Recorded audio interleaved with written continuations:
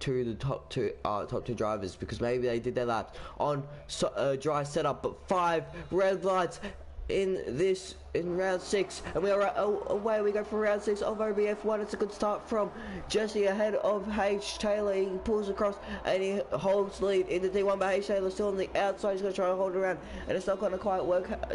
Turn 1, but Jesse holds lead from H. Taylor from Cairo Racing, who now pulls ahead of the McLaren of KRC, but both McLaren cars using 4th and 5th, they can help each other out in this race. XD all the way down in 6th place with short Marcus just behind him. That's going to be a battle to watch in this race, but you can see all the chaos behind these drivers. But you still have H. Taylor P2. He's going to be looking to get as close to Jesse as possible. It's really going to show how much practice these guys put into the wet conditions, or whether they put all their practice into the dry. There's a yellow flag as the driver's gone, and it's Mr. C. Reese. He's already gone and out of this qualifying session, and that is him done. Unfortunately, not what you would have wanted to see from him, but that is him done. The strategy looking to be intermediate. These guys absolutely going at it behind. El Shakal in the Ferrari coming out from tier 2, trying to show he can be a tier 1 driver. It's a bit of contact with him and Anthony Spy. He loses the rear a little bit, but it's not enough to drop back in position. Paul Harrison holds up the PA for the time being, but El Shakal going to be looking to come right back out. Use quite a lot, but with the wet conditions, you can afford to use your ERS that little bit more. This is a 3-second handed to SpongeBob as well at P6, so that's not going to be what he wanted in this race. But look at short Marcus. Here he goes all over the back of KRC. He pulls to the outside line on the wet. Can he hold him around the outside on the wet tires? He brakes later. He holds it around the outside for the time being, but in the end, the inside line is just too much better for him to be able to do anything, and he then becomes under attack from the likes of SpongeBob behind him. SpongeBob will have a little look to the inside line, but it won't quite work through there, and he holds on to P5. Look just how close H. Taylor is getting through the chicane. He tries a little cut back there as Jesse is wide. H. Taylor is not on the inside. The outside will go Jesse. Won't be enough in the T1. He'll have to sit behind, but it's very much going to be a guy into D2. He goes down the inside. H. Taylor does. Jesse wide gets another 3-second time penalty. So Jesse really struggling on the time penalty. Oh, and there's a squeeze into the wall. And if H. Taylor did not lift it off there, it would have been absolute chaos and him in the wall. So very, very close between those two drivers there, not to end up with a DNF on H. Taylor's end. So lucky there he lifted off. Any other driver would go for it and hold it down the inside there. As short Marcus into the pits in for an early pit stop. He comes out though, and in P10 he'll try to undercut those drivers in clean air, but he needs to get out ahead of Chris. These guys will go side by side through here. Oh, and they just barely missed contact through there. Oh, short Marcus lost it as he comes through. These drivers both right at it as El Shakal retires from the session, and Jesse still comes out just barely ahead of H. Taylor, but he's got to come out just behind him. He's going to have, will he have enough to do anything here? But there's some issue by those things with, as there's a safety car. That's the issue. They would have been a move, but he can pull away, but whenever he wants now, look just how far back he is holding the field, and he goes. Oh no, he does not. He's just trying to get some heat into those tires, but you can see just how much he's weaving. The safety car is in now, so he can go whenever he wishes, and he does. He's away. He's already away in this race for the restart again.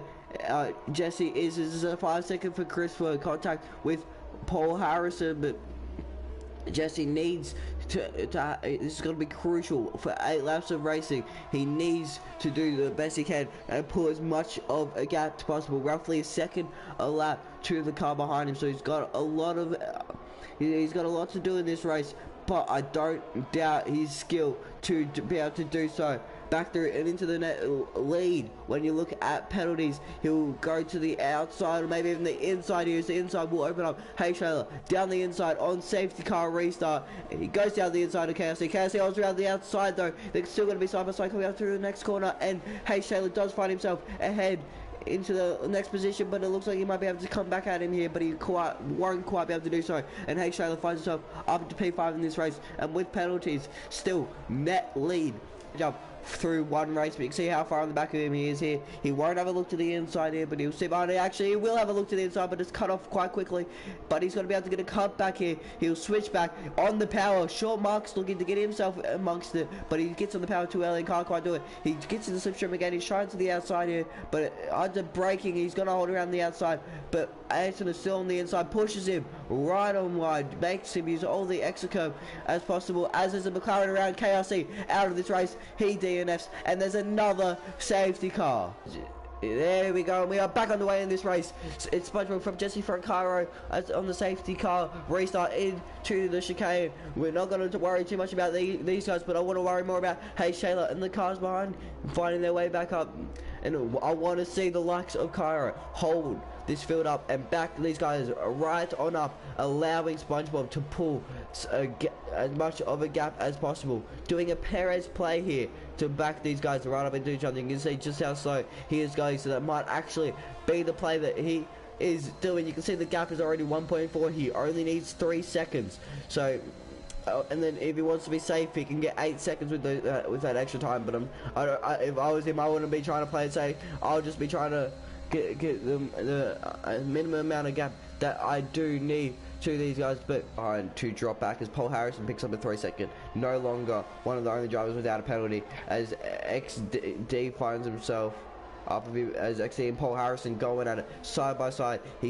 And Paul Harrison drops XD back another position. XD is really trying to get past the driver down the inside. He'll shoot it down the inside of Paul Harrison, but it's not going to work there on the outside line though. Traction not going to happen. Paul Harrison shoots him out. Short Marcus now going for a move on XD. Crucial move. He sets the fast lap of the race. Short Marcus on the outside of XD. Doesn't want to go too deep to the point where he shoots it to the back of Paul Harrison, but on traction on the outside with ERS activated. No DRS because of the rain.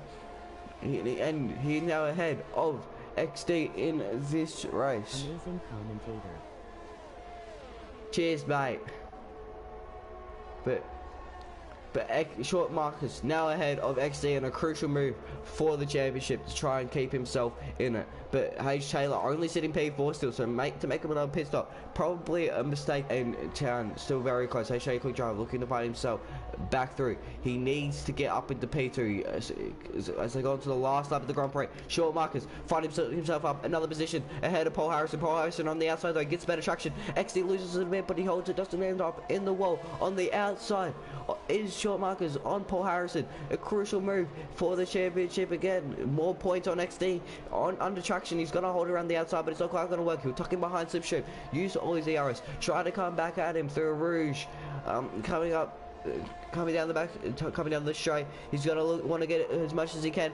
Oh, there might have been a little bit of contact there, but he has the pace advantage over him, and he gets himself ahead for the time being. But Paul Harrison might come back at him here, but under braking, he goes defensive. He wants to hold on to this P5. Paul Harrison on the outside. Short Marcus on the inside. Short Marcus holding on to position for the time being, but H. Taylor still in the back of town. He wants to get past him. He wants to have a go at SpongeBob here.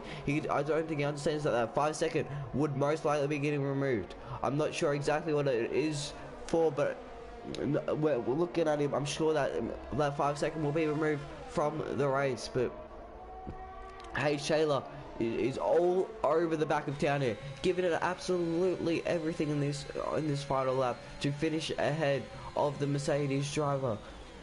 He's all over the back of him town, looking for I think his first podium of the season. So he's had a great race. He's only got 3 seconds of time penalties, so it's definitely possible in this race once you factor up everything. But H. Taylor's still all over the back of him. But the man of the hour, he's only got a few corners to go in his AlphaTauri, and he will take his first win of the season, and possibly, for all I know, his first ever win in OBF1. But as SpongeBob rounds the final corner, he will take his first ever win of the season, and he wins in the AlphaTauri.